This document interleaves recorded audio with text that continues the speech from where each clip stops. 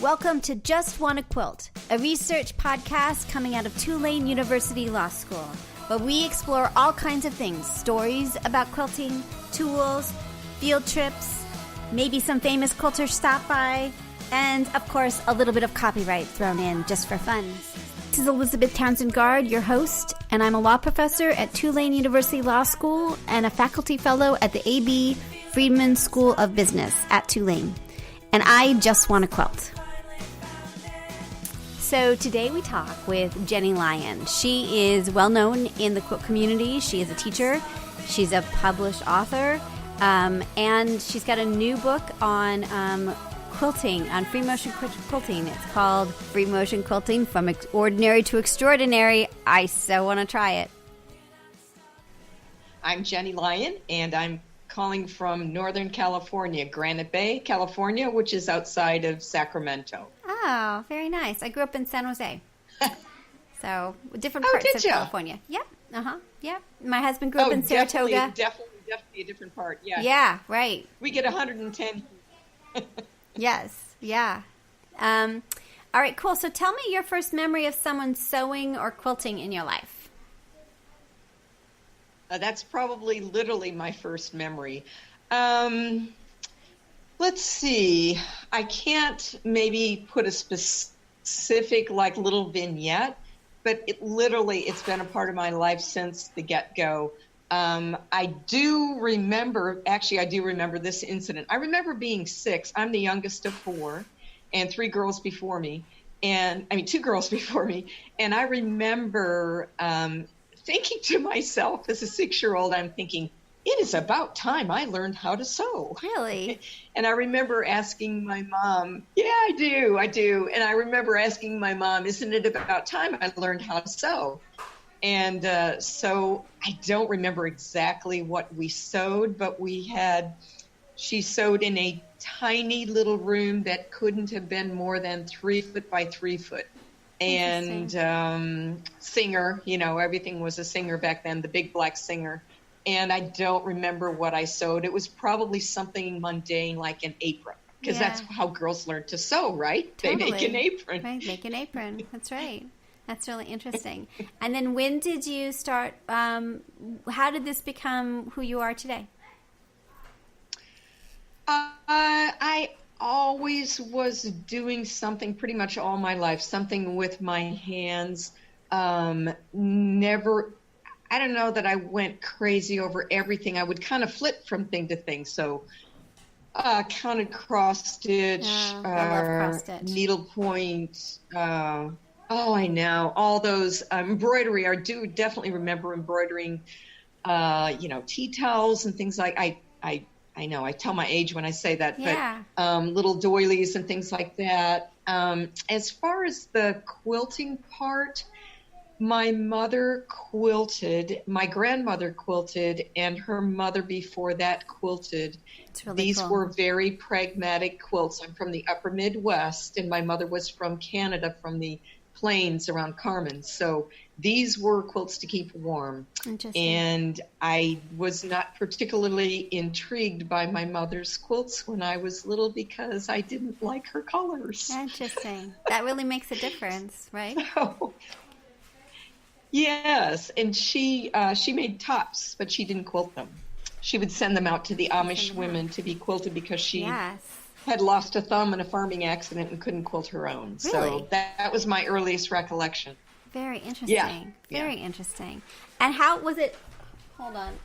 There's a cat doing weird things. Was it affordable to send it out? Like now, I know, there's chaos. Was it affordable? It's okay. Okay. It's totally Saturday. Yeah. Yes. Just another day. I don't know. Okay. Well, it's fine. Okay. Yeah, it is just another day. A little bit more than usual, but yes. So was it expensive to send it out? The Amish, when it was sent out for, we now think about it, it's fairly expensive to have your quilts quilted, don't you think? So was it expensive for your mom to do that? It couldn't have been, right? It must not have been because we did not have much money at all. And so this was hand quilting by the Amish women. and you would send your tops. These were women in the area that my mother knew or my grandmother knew, but she would send your tops out and you would get them back 1 to 3 years later. Whoa. And they charge by the spool, I think. The spool. Oh, that's interesting. Yeah. All right, hold on. I'm sorry. There's a lot of chaos. Hold on 1 second. Okay. It's not usually this bad. There's a cat trying to attack this. Okay, so let's go back. I'm really curious what your thoughts are before we do to get into the book. So I love cross stitch. That's what I grew up on, was cross stitch. And when I think about cross stitch, it was really, at least the way I did it, had a pattern. They got more complicated as, we didn't do kind of improv cross stitch. We did there's a pattern. You did the pattern. No. You ripped it out when you made a mistake. It was very it was disciplined. There was a discipline to it. And I think about quilting now. And there are some people who really do want to follow a pattern, right? And I think of those as the people that also probably cross stitch. And then there's others that want to create their own work and their own pattern. And I'm just really curious what your thoughts about sort of what is quilting. Can it be all these different things, or is it more how are we to understand? Because a lot of times people are well, they just followed it. They should do their own thing. There's kind of a push to be creative.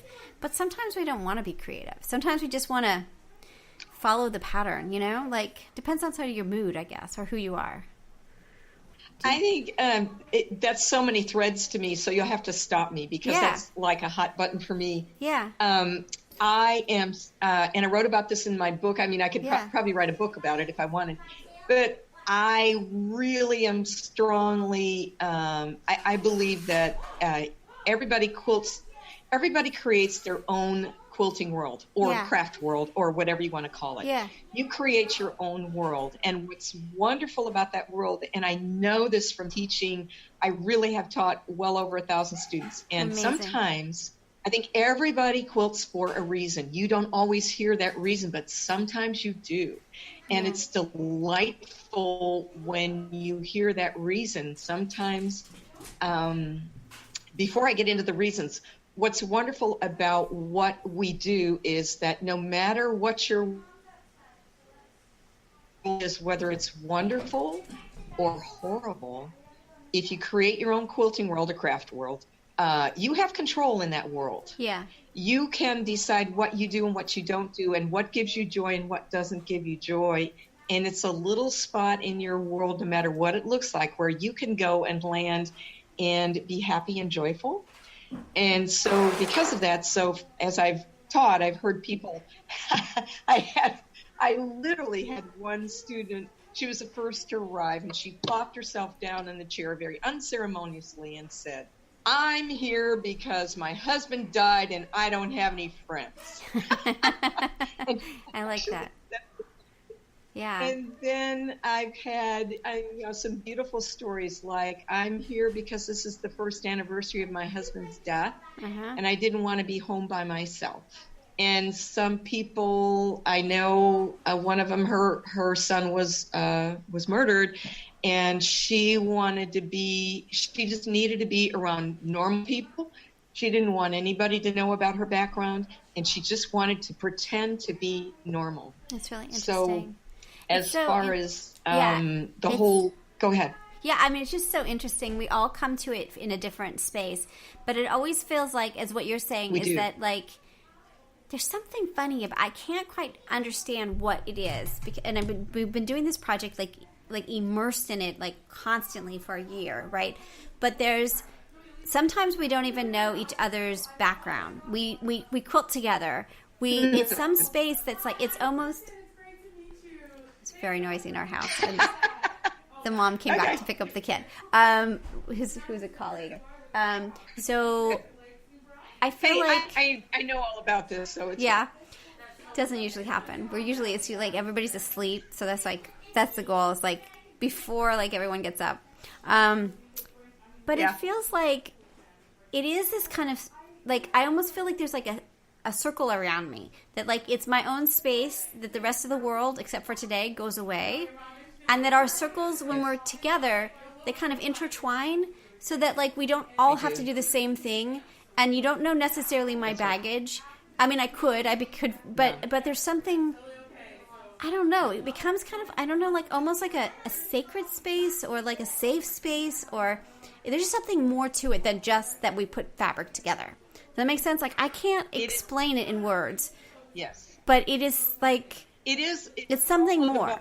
It is sacred, it is safe.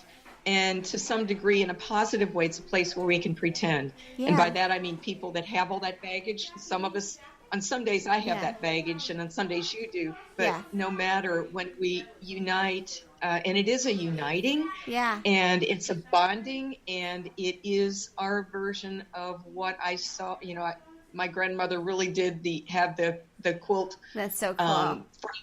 I want to see those. I haven't. You know, that's so cool. Yeah, I'm amazing. And all that kind of stuff.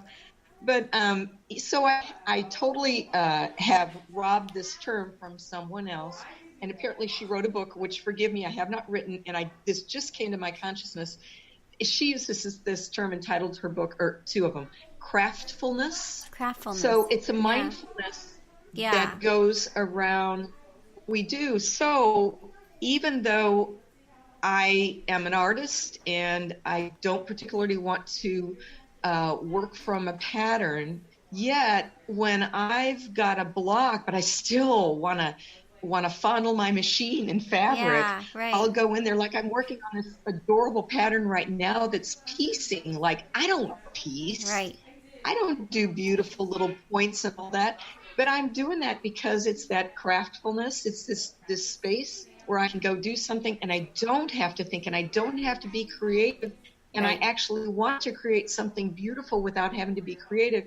So what's wonderful about that is this is a whole subject for me, but if there's a whole continuum of creativity, and I believe we're all absolutely creative. I agree. But some people, they think they're not creative, but they are. They follow a pattern, and they make this beautiful quilt, and the way they chose the fabrics and put it together and put their little spin on it and how they quilted it, and the backing and the binding and everything, it's all creative. So what's wonderful about what we do is you can jump in on the piecing end where I follow a pattern, I take a kit, and I work from that. That's right. And if that gives you joy, go girl. That's right. And if you're somebody that is, oh my gosh, I can't imagine following a pattern, I want to do my own thing. That's right. You can jump in there, and that gives you joy. And we're at the same little spot, and we can enjoy each other. We totally enjoy each other. And there's something I haven't found, I mean, I'm sure there are out there, but they're very accepting. There's like, maybe it's because of sort of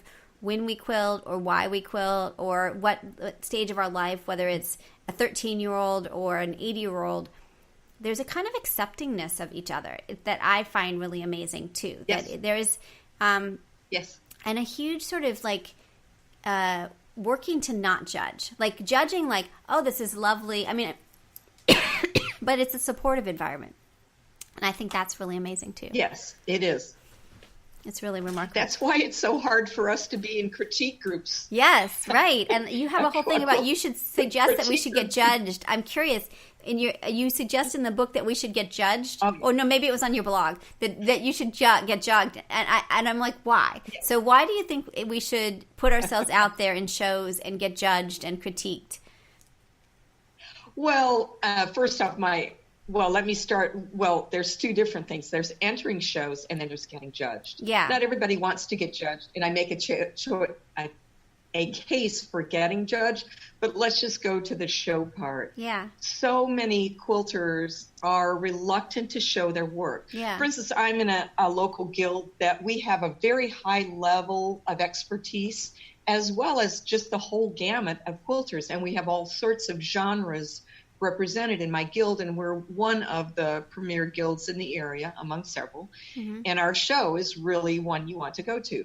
I remember before I was a quote real quilter, I went to that show, and again I'm borrowing someone else's expression. I felt doom-spiration. Yeah, I felt that way. Doom in that, oh my gosh. Right. There's no way, yes. Right? And, I'm inspired. And so when I went to that show, my eyes wanted to land on the quilts that were simple, that I looked at, that I could think, as a brand new person, I could think, Yeah. oh, that's Right. pretty. Yeah. I could do that. And, Right. and I also, so in other words, so quilters are reluctant to enter because they say, oh, that's just a hunter star that I did from a kit, and it Yeah. was pre-cut. Well, it's a beautiful thing, and my expression is, we have the ability to make and hold beauty with our hands. Yeah.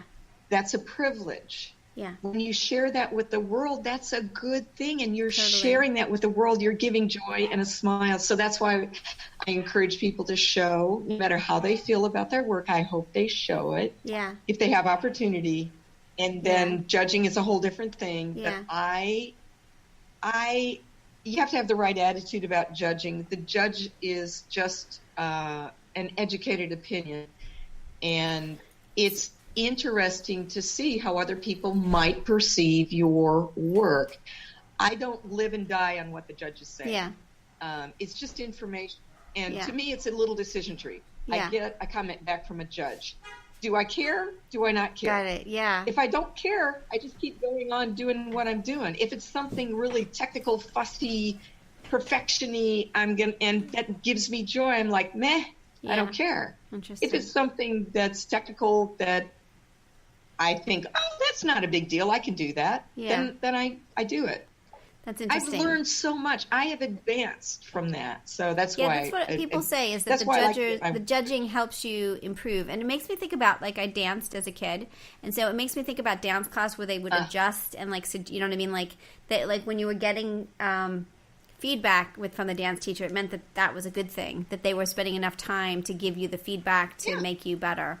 So that it's just a dialogue as opposed to, like, what you did wrong and what you did right. So that it's a conversation. Absolutely. Yeah. Yes. And the first time, and I don't know how much time you want to take on this, the first time I got judged was a horrific experience. And she was very negative. Yeah. Pummeled me and slapped me up inside and just beat me up. Really, she did. And I... only in perspective of time do I realize everything she said was true, but oh my gosh, it was brutal the way she said it. But even then I knew it wasn't supposed to be that way. So I continued on and continued to get my work judged. But you're going to have probably, if you get your work judged, you're going to eventually have negative experience, and you just roll with it. It's just part of life. It's not a big deal. Yeah, you just got to be is. Whatever. So, okay. Yeah. I mean, that's true of every part of life, right? You got to sort of, some people have negative things to say. And you don't even know the person. The person could just be a negative person, right? So, it is what it is.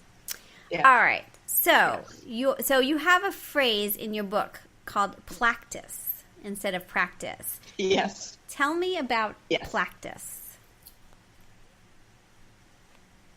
The beginning of free motion quilting time, we have all been told to practice. Right. And if you are new to free motion quilting, that just sounds like self-flagellate. Yeah, it's hard. It's frustrating. And so, your book, which is called, let me get to it, Free Motion Quilting from Ordinary to Extraordinary. And you have a 3-step strategy that you say within 21 days, and it doesn't have to be consecutive. That's one of the things I liked about your book. It wasn't like, it doesn't have to be every single day. That's good, because you always feel like a failure that I'm like, okay, I didn't do it day 4. So that you'll be improving. And so tell me how this book originated and sort of the philosophy behind the book. The book originated from my teaching. This whole book is like a 2 or 3 minute part of my teaching. And what happened from my teacher's perspective is, first off, the book is aimed at a very specific audience, and that is the experienced beginner, and nobody's writing for that audience. I totally think this is great. So that's how I felt when I was reading the book, because it was great. It was like So you talk about batting and thread, but it's not like what is batting, but it's like you're ready to hear a more sophisticated conversation about everything. And I felt that the pitch of the book was fantastic, because every time I pick up a book, it's like this very beginning thing. And it's like, well, I know that stuff, but I'm still not improving. So I felt like this was a really nice new space. And also I love the title, that from, ordinary to extraordinary, because I do feel ordinary right now. And I'm going to try this system and see if I feel like I'm extraordinary in 21 days. I'll have to have you back on to be like, now I'm extraordinary. But I thought that was really interesting. I felt like you were talking to the quilter, like you were having a real conversation, and there was a respect and not a sort of talking down to us. Do you know what I mean? There wasn't a kind of babying us, Yeah. Yeah. Oh, I see this all the time. I see this so often. It's really that quilter that there's so many things I want to talk about. But, well, first off, just free motion quilting in general. Everybody, not everybody, so many try to avoid it, and there's all these ways to avoid it. And I understand not everyone wants to free motion quilt, but there are reasons why you want to have a little bit of free motion quilting in your tool belt, because there are times when it's extremely tedious to do it any other way, no matter your genre or what type of quilting you do. So many avoid it. They think it's hard. So you get to the point where you've done a couple of charity quilts and some placemats and a wall hanging and some gifts. You've got 2 or 3 motifs that you're actually half decent at, but it's not particularly enjoyable. And you have quilts that you put your heart and soul into, and you want to do them yourself. And there's also this fear, I think, I think on that whole, I'm just going to interrupt for 1 second. So what happens, though, I think, when I'm totally with you with that scenario, is that you've spent all this time on this top, you feel like you're an okay free motion quilter, but that if you put it on either under your domestic machine or on the long arm, which you're sort of capable at, you're just going to wreck it. And that's the worry, is that, like, I want to be better than I can, because I don't feel like my skills are as good on the free motion side, so maybe I should just send it out. There's this kind of like, I'm like a beginner or an okay, and so that's why I like your book, because you give some strategies of how to get better and practice that I really liked, And the practice is important, and I hope my reader really understands that you have to accept, gosh, did I put that in the book? This is like a mantra for me almost. We all have a visible learning curve. We all do. It's visible when we free motion quilt. It's visible. It's on your quilt. Right, you can see it. Even if I'm doing a larger piece, my quilting is better at the end than it was at the beginning. That's just how it is. You have to accept to some degree. What happens to many people who have fabulous long armors in their life is they've seen this perfect, wonderful work, and then they start to do their own, and it's completely different. And I want to change that mindset a little bit. 2 things. Number 1, you've got to have a visible learning curve to get there, girl. You just do. And number 2, when that quilt is done, you don't know this till you're done. When you hold that quilt, it's not so terrible. It's all yours. And also, it's not so terrible. That's the part that's so interesting, right? Well, it's totally true. And even, I talk about the 6-foot rule, which I think a lot of people already know. You don't pick up your faults. You don't point out your faults. It's just, there's this glorious glow from having completed that quilt yourself. And it's a wonderful feeling, and you have to practice to get there, to get the feeling. And maybe the first one is a little rickety, but it's a learning curve. And by the way, your long armor had a learning curve also. Totally. I mean, we all had the learning curve. Do you know Sue Bleiweiss? She's you know Sue, right? She just got a long arm, and she's recording sort of her right? Yeah. And I just found it saw so both. refreshing because it was like, hey, mine look like that too. Like, it was, so part of the problem is that all the people that are teaching us are perfect. And so it's like, well, I can never make it look like that. I really found it very inspiring. Like, I can make I can make pebbles like that. My pebbles look like that. So I have hope. Yes. So yeah, I think that that's also part of the problem is that we don't see the teachers learning. We don't see the steps. And what I like that about your book, because you talk about that as well, of like, we don't have to be perfect. There's a learning curve. No. And that's all really important too. I feel like it's really, especially for those that of us, I've been immersed in this. So I've been doing free motion quilting, trying every night to do it. Mine's okay, but it's not like where I want it to be. And this book really does make you feel like, okay, I've got a new strategy. Like, I'll try the 21-day thing. I'll try all the different things. I'm totally up for it because I think, like, maybe that will push me to where I want to be. Because what I'm doing now isn't really working, You know what? What's not written in the book, purposely, because I didn't want to get too ethereal. Uh-huh. But what is really at the heart of the book is how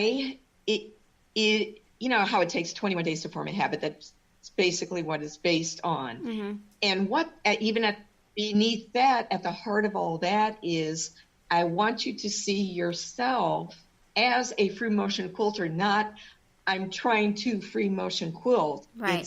I'm a free motion quilter. Yeah. No, I like that. And once you get over that hump, and the 21 days is just kind of a way to get you over that hump to where you see you're not going to be maybe you're not going to be fabulous at 21 days, but you will see I can be fabulous because look at what I did in 21 days. That's right. Yeah. And that's the whole point is, and when you said something too, you said all these teachers that are so perfect. Yeah. And it's like, but that's what I don't have all this time in class. I wish I could somehow address that. Yeah. We all started out at the same spot. There is no gifting in free motion quilting. Nobody ever sits down as a beginner in my free motion quilting class, and I look at that work and I go, oh my gosh, look at that. You're perfect. Nobody. No more, so you don't Nobody. need to do anything. That's interesting. Nobody. Well, that makes me feel better. When I was taking those classes, nobody looked at my work and said, oh my gosh, you're amazing. So interesting. Yeah. I feel like the two places that people really feel they're too brutal with themselves, and I'm guilty of this too, is having their piecing match perfectly and feeling very bad about themselves when it doesn't, and free motion quilting. Like, those are the two places that, like, there's a lot of self-doubt, self-hate, like not giving, all that kind of, those, I mean, it's ridiculous. Like, I don't know why, but it's not good. And if to compare the two, the one wonderful thing about one of the many wonderful things about free motion quilting is that there's a lot more latitude in the mistake range with free motion quilting. Yeah. I meant to do it this way, and I swung a little wide when I did that. Yeah. Who cares? And when you watch watch you don't notice that. You don't notice it, and once it's like done, you really don't notice it. It's kind of remarkable. No. That's been my experience. It is. It's all done, and it's like, wait a second, where'd all my mistakes go? Yeah, like they disappear. They disappear. Yeah, it's quite nice. Unless you do it on blue, like if you do it, I did make a mistake. I did white fabric with blue, then you see all of it. Don't do high contrast. Oh my! That part, no. Right? Not a good place to start. No, don't do that. I thought, because I really wanted to see it. But you really actually don't. Yeah. You don't want to see it. Yeah. That would be the part. You don't want to see it. Okay, so I want to ask you a couple of questions from the book. Tell me about mission statements. Okay. Oh, a mission statement. I make that as a suggestion. I like it.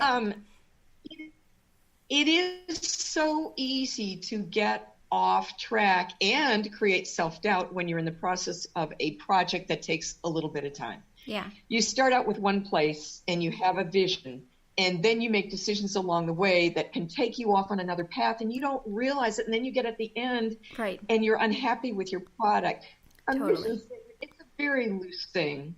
It's not like a corporate mission statement that you go on a retreat for a week with 3 other people and create it. But that would be funny if it was. It's just little simply writing down at the beginning. And it could be as simple as, I saw Gwen's quilt at show and I loved it and I want to make one like hers. Yeah. And honest to goodness, if that's your thing, then if that really is your inspiration, then you kind of need to stick to Gwen's colorway and the way she assembled it. Right, you got to keep going back to that whole thing. Yeah. And but if I'm going along and I make a mindful decision, it's like, I like the way Gwen did it, but if I put it in this different setting, I think if I put it on point, I'd like it better. It just keeps me on track. Yeah. And I guess I get distracted too easily. I like it. I like it a lot because one of the example you had was something about I want the joy of the breeze on a walk in the morning. I think that's something like that. Yes. And it was like, if you had that in your mind, you will do more swirly stuff. There'll be like, if you keep thinking like it's about that breeze, it's about that whatever, that it does keep you on track in an interesting way. Yeah, it does. Well, the book is really cool. You've got, we could talk about it for first of all, I kept thinking I can't give away the book because you want people to buy the book. So I'm trying to be not so okay, let's go page by page. But if I could, I would go page by page through the book. I think that what's interesting, I love the weird cutout stuff. That's so cool. The jean stuff, that's amazingly cool. Yeah. So, and that kind of cut work, it's hand cut work. Those projects are very doable and they're perfect for the experienced beginner because you go over each line, you free motion quilt each line twice, and it does not have to be exact. And so cool. The second time around, you have a chance to fix the line. Yeah. So it's a great project for experienced beginners. Yeah, and I don't get any I think this is one of the books I would buy. So, and I don't get percentage from you, or I don't know anything about C. I'm not involved with C&T Publishing, but there were some projects in here that I would really do, and I think that was also what I really liked about the book. Is it made me think I want to go to the thrift store and get some jean things and try it, and it just feels like it could really push your quilting forward in a really helpful way. So I thought that was really cool. And hopefully that would feel like practice instead of practice. Totally, because you're actually doing stuff. You use panel quilts. I think I love panels to practice it. Because you're not spending all your time making something and then putting it under the machine. That just seems terrible. Yeah. For sort of, I know. That's just horrifying. So yeah. All right. It relieves the fear factor. Totally, right? Totally. And you can give that away. Yeah. It's you're not just wasting your time. The other thing is if you're just practicing, you feel well, that's who's going to want all these ridiculous practice bits of fabric, right? So at least you're sort of moving towards something useful. I'm looking for it, but I can't find it. The postcards. So I'm super intrigued by the postcards because I didn't realize you could mail them through the mail. That I think is so cool. Yes. And, when you receive one of those from a friend, you treasure that till the end of time because it's such a unique way to pass a message. Yeah. And it's and it's also for the experienced beginner, you only have to crank out 4 by 6 inches of half decent quilting. Right. And you can be very creative. I'm totally into them. I just think I haven't tried it yet. Tell me about the stuff you put in it. It was some sort of product. Hold on, I had it here. I got distracted. It's a C&T product. It's called Fast to Fuse. Yeah. So it's stiff. It's a stiff 2-sided fusible. Interesting. So it makes the postcards stiff, and which makes them easy to quilt too, and to stitch, and it makes the mail service happy. Yeah. How do you put the stamp on? You just put the stamp on like any other stamp. It just adheres. It does. It really does. Get a sticker and it's fine. It doesn't fall off. I just my regular my whatever you call them, the forever stamps. The forever stamp. You just stick it on. Yeah, they don't come off. I've never heard of any of them coming Interesting. off. And then on the postcard side, the other side, do you put words or what does it look like on Yes. the back side? Does it look like a Oh, postcard I and you didn't send show something? that, I guess. Yeah, it looks like a regular postcard. It really is like a regular postcard. You have to have ink that won't wash out or anything. Yeah. So it has to be permanent. Yeah. You just write on it with permanent just with ink, the whatever permanent you pen. want. And if you want, yeah, and you could be Totally really love it. creative with your colors Yeah. and design and everything, or you could just write, happy birthday, exclamation point Right. with your signature and send it. Wouldn't you be delighted to get that? I think they're so cool. I totally want to make 1,000 of them. Yeah. I think I think it's really cool. Awesome. Yeah. And Pokey Bolton has got a fundraiser too with postcards for, I think it's for the fire victims. And I'm sorry, I don't have the technical okay. name for that right now. That's okay. But I'm doing some for her also. Tell me again who it is. Oh, Pokey Bolton. Pokey Bolton. How do you spell that? Pokey. Pokey. Okay, let me try it. I guess you edit these. I do, but not that much. So people. Okay. No, First of all, it's not hard-hitting journalists, and there is a few times where we do have to look something up. So, but I figure that maybe somebody else is looking up too.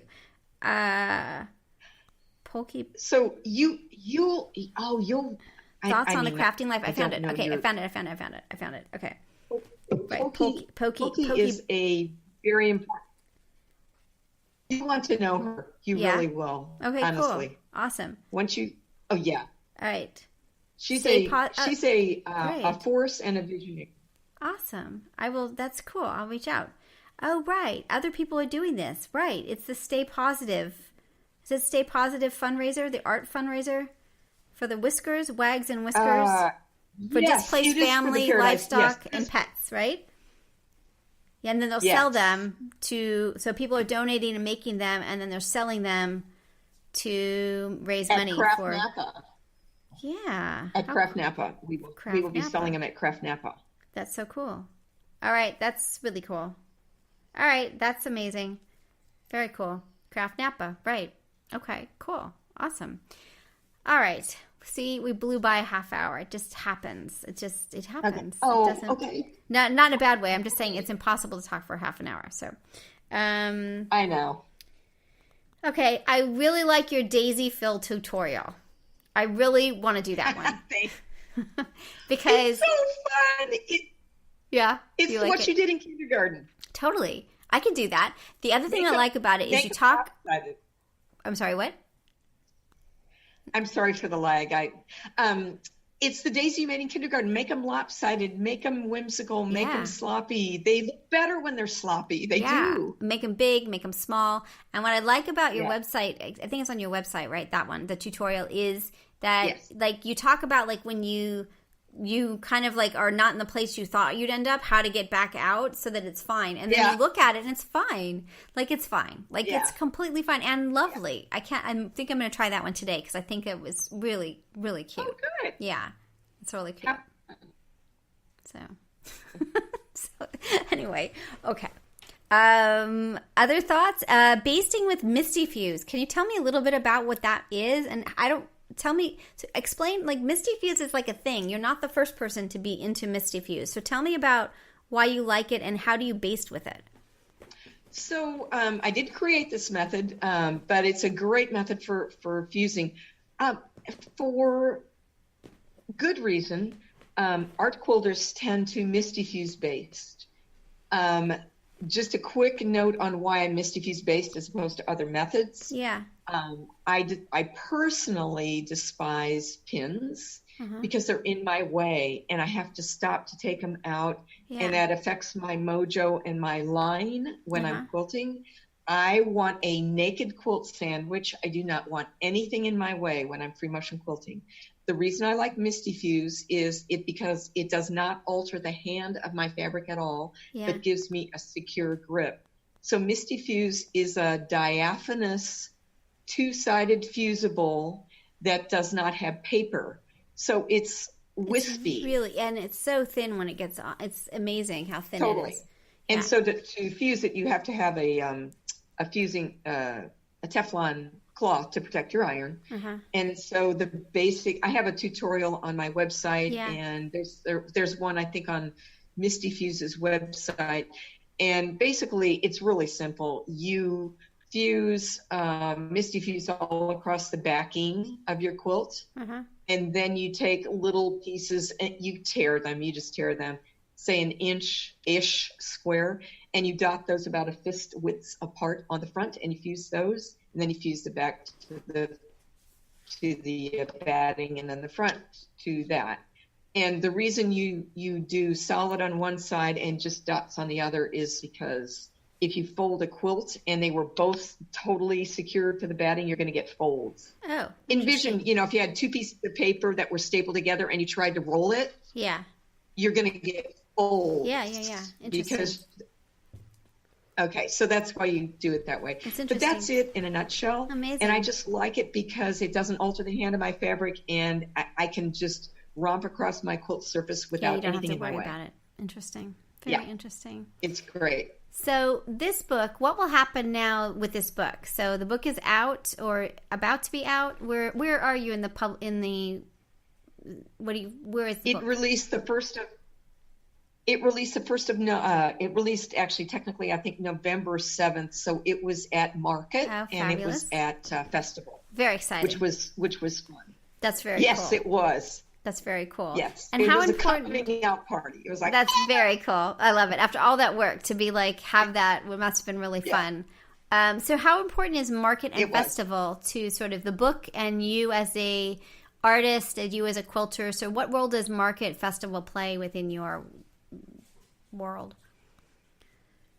Well, within my world, it's very important. With the book, I'm brand new at this. I'm a brand new author, and this was my first time to Market. So I think it was important for me to be at Market.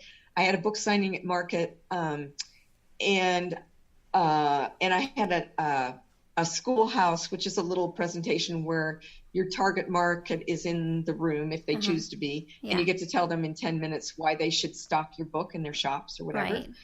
So that was fun and helped me refine my message. And honestly, I was new to Market. My first time, I kind of stumbled around Market. It's a lot.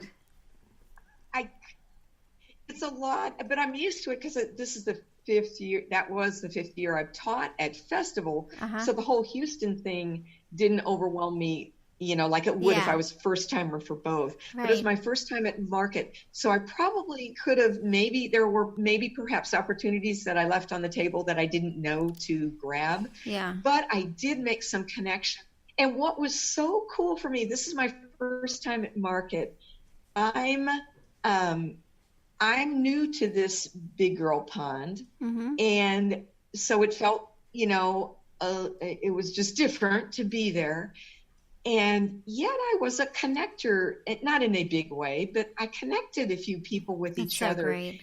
And I think that's, of course, what Market is all about. And I was definitely connected with people by others. So it's all about connecting. And it's kind of cool that way because you need that depth of relationship in the industry. Hugely. Because you never know which way you're going to go. You don't know, I can do something for you, you can do something for me kind of thing. So that's right. So interesting, isn't it? It was amazing to be there and fun to be there. And there's cool new products and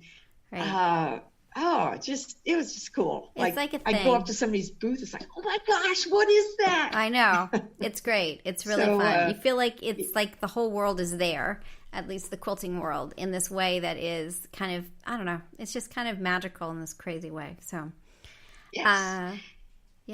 And being at Festival is definitely important to my world because I'm teaching there, and so I get to reach people, and some of the mass events that I do, like the sampler and a forum, that's my target audience because I want to be able to travel to teach and lecture all over, literally all over, and that's my audience. So it's very important to me and fun. And you're traveling a lot. When I look at your schedule, oh my gosh, you're traveling like a lot.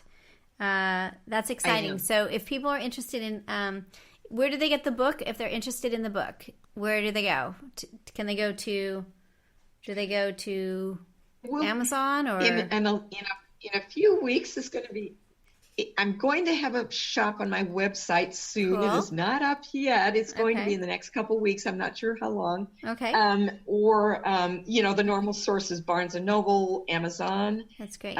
You can get it. It's readily available. Cool. What was your other question? Yeah, that was it. I think so. We'll keep me posted. We can also, it takes us time to process this. So if you let me know when your shop is up, we can also put a link so that they know where to get it if you want, if people are interested. Awesome. Super. Thank you. And then if you want to be in one of Jenny's classes, go to a website, which is the Quilt Skipper, which there is a reason why it's the Quilt Skipper. And you can see where she is. She's all over the place. So it's fun and amazing. And this is great. So you're going to be with me for a little while, all through the holidays. I'm going to try it. I'm totally going to try it. So we'll have to make another cut. We'll have to have you back, and I'll tell you how it goes. So, and we'll see before and after pictures, And if you have questions, you write me. I will totally write you. I will totally write you. But I think, I was thinking about this. I'm like, I want to get better, but I just feel like just doing the videos and just there's a lot of people out there who have great videos. But I need a little bit more right now. I'm not quite there. So I'm going to try it. I'm totally up for it. So let's make, when I'm done, I will email you and then I'll have you back on and we can talk again about the book. Does that sound like a good plan? Part 2 to come. Part 2 to come. Well, thank you so much. This is really delightful. I really appreciate you spending time with me on this Saturday, and I'm sorry it was so chaotic at the beginning. Life was happening in the house. It's quieter. See how quiet it is now? The cats are asleep. Yeah, it is. Babysitting's ended. It's all good. So, thank you. It's been a total delight. You're wonderful to talk to, and I'm excited for you on your journey on free motion quilting. I know. I can't wait. Right? Yeah. We're going to see. Sure. So, fabulous. Okay. Maybe I'll be sending you a postcard in the mail. That would be. Okay, that sounds good. Okay, cool. Have a great day. Take care. Thank you. Bye. You too. Have a good bye-bye. So you've been listening to Just Wanna Quilt, a research podcast coming out of Tulane University Law School. And I'm Elizabeth Townsend Gard. If you like this podcast, keep listening. Also, we have a Facebook group. Come join us. We talk about a lot of things. We also have an Instagram account. And of course, most importantly, I really hope you get a chance to quilt today.